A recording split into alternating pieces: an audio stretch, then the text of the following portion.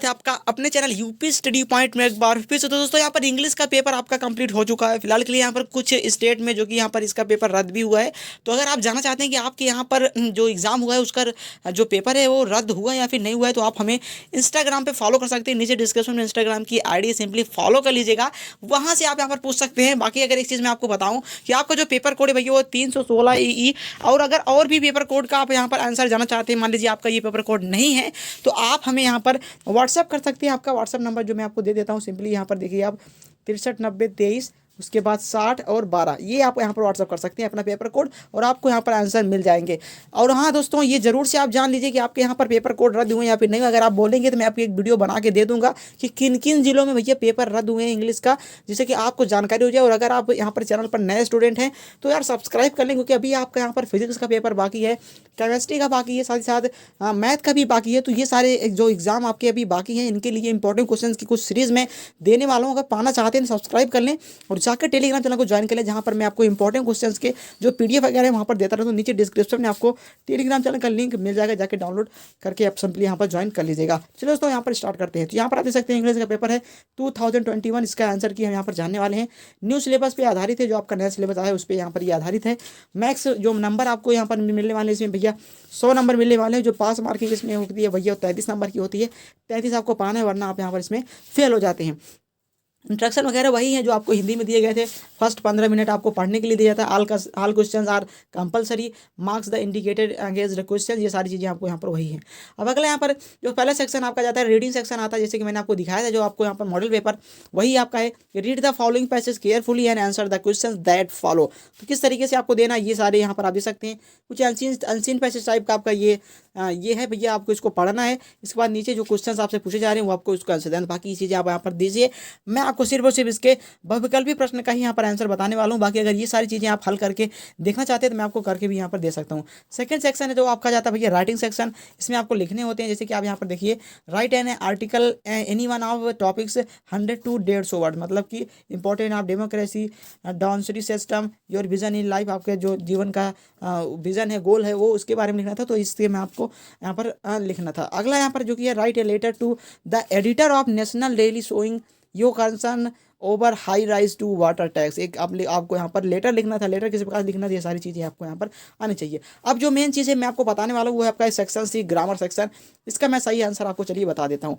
पहला जो कि आपका भैया कि द कंट्री रूल्ड बाय, कि जो राजा के द्वारा यहाँ पर कंट्री रूल्ड की जाती है उसको कहते हैं, क्या कहते हैं भैया।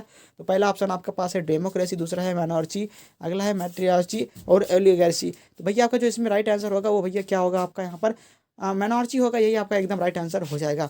अगला क्वेश्चन चलिए देख लेते हैं। The phrase at a scratch means, इसका क्या मीनिंग होता है। एट ए स्क्रैच मीन्स इसका क्या मीनिंग होता है, तो इसका मीनिंग होता है नॉट स्टॉप्ड, मतलब कि रुके नहीं, लगातार चलते रहे। तो इसका क्या हो जाएगा, कंटिन्यूसली हो जाएगा। ये इसका राइट आंसर हो जाएगा। अगला है भैया द सिनोनिम्स ऑफ लॉडिएबल। लॉडिएबल का जो सिनोनिम्स होता है ये क्या होता है भैया, तो आपका जो ये इसका राइट आंसर होगा ये इसका भैया होगा।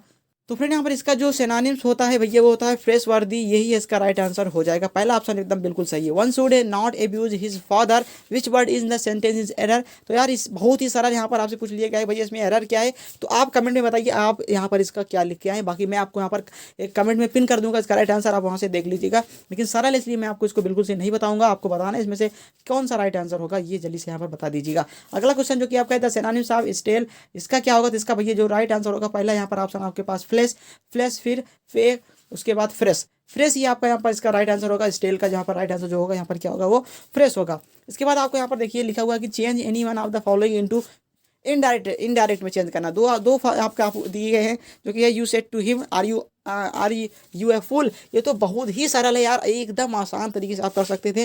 जो आपका यहाँ पर इंट्रोगेटिव सेंटेंस का यहाँ पर इंडायरेक्ट बनाने के लिए गया है, सिंपली यहाँ पर ये आप कर देंगे। जब आप जानते हैं जब आपको कहीं भी इंट्रोगेटिव टाइप का इंडायरेक्ट पूछा जाता है, सिंपली आप उसमें क्या प्रयोग करते हैं, आस्क्ड प्रयोग करते हैं। तो ये हो जाएगा यू आस्क्ड हिम हो जाएगा। उसके बाद आर लगा हुआ है तो इसलिए हम लगाएंगे इफ़, और बाकी को हम क्या बना देंगे भैया, सिंपल सेंटेंस बना देंगे, एकदम सरल है। तो हम लिखेंगे यू आस्क्ड हिम। उसके बाद लगाएंगे इफ़ या वेदर का यूज करते हैं। यू ए फुल को हम यहाँ पर बना देंगे सिंपल सेंटेंस। यू चेंज होगा यहाँ पर हिम के अनुसार तो ही हो जाएगा।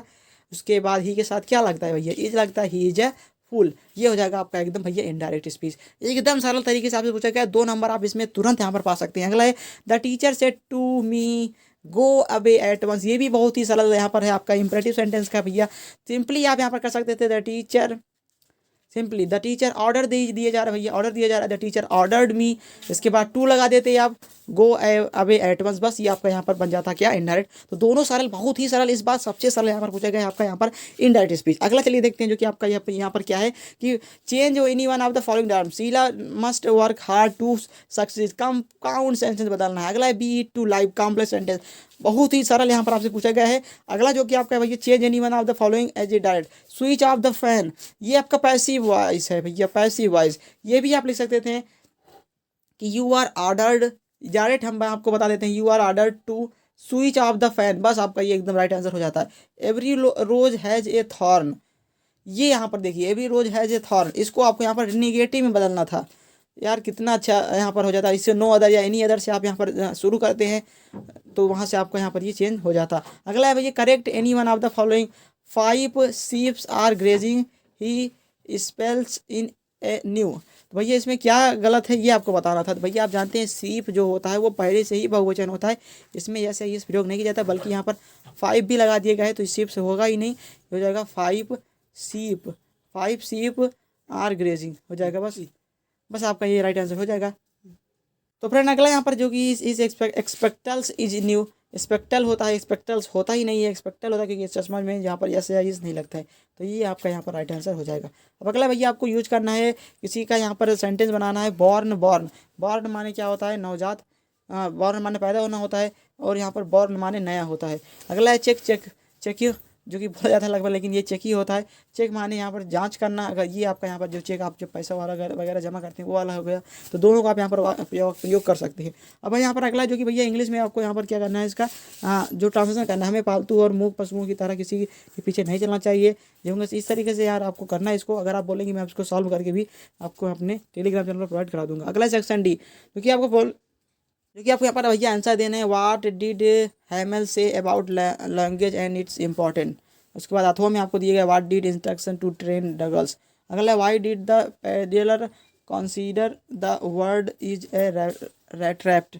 अगला भैया आपका यहाँ पर जो why did Saheb join the at the milk a booth, ये आपका यहाँ पर, तो ये सारे क्वेश्चंस आपको यहाँ पर सॉल्व करेंगे। अगला है भैया आपको लॉन्ग टाइप क्वेश्चन जो कि यहाँ पर how did announcement of the last letter affect French what happened with the stranger as the enormous house war how was the treated to Adela Williamson। अगला है read the following strike carefully, ये आपको पढ़ना था और इसको यहाँ पर आपको क्या करना था भैया, जो भी यहाँ पर आप क्वेश्चन पूछे जा रहे हैं वो आप सारी चीज़ आपको देखना था। व्हाट इज सेंटर आइडिया, ये 3 पोएम दी थी, the thing of beauty, keeping quiet, my mother a 66, इस पर आपको किसी में से एक में आपको यहाँ पर पोएम लिखना था। अगला भैया answer the following question in about 40 words, तो आपको जो भी क्वेश्चन है आपको उसको 40 वर्ड्स में आंसर देना था। अगला answer any one of the following 80 words, फिर से आपसे यहाँ पर क्वेश्चन पूछे गए हैं उसका आंसर देना था। तो यही आपके यहाँ पर क्वेश्चन पेपर थे जो कि मैंने आपको यहाँ पर वैकल्पिक प्रश्न और लगभग डायरेक्ट इनडायरेक्ट डायरेक्टिव पैसिव वगैरह आपको बता दिए, जो कि आपका पेपर कोड है 316 EE। बाकी अगर आप जानना चाहते हैं कि आपके यहाँ पेपर रद्द हुआ है या फिर नहीं हुआ है तो आप कमेंट बॉक्स आपके लिए बनेगा, आप कमेंट कर दीजिएगा। तो चलिए दोस्तों मिलते हैं किसी नई वीडियो में, तब तक के लिए बने रहिएगा हमारे चैनल पर। हाँ दोस्तों, अगर आपको फिजिक्स केमिस्ट्री और मैथ की तैयारी अच्छी तरीके से करनी है तो आप कमेंट में बता दीजिएगा। चलिए दोस्तों मिलते हैं नेक्स्ट वीडियो, तक के लिए बने रहिएगा हमारे चैनल पर। जय हिंद, वंदे मातरम।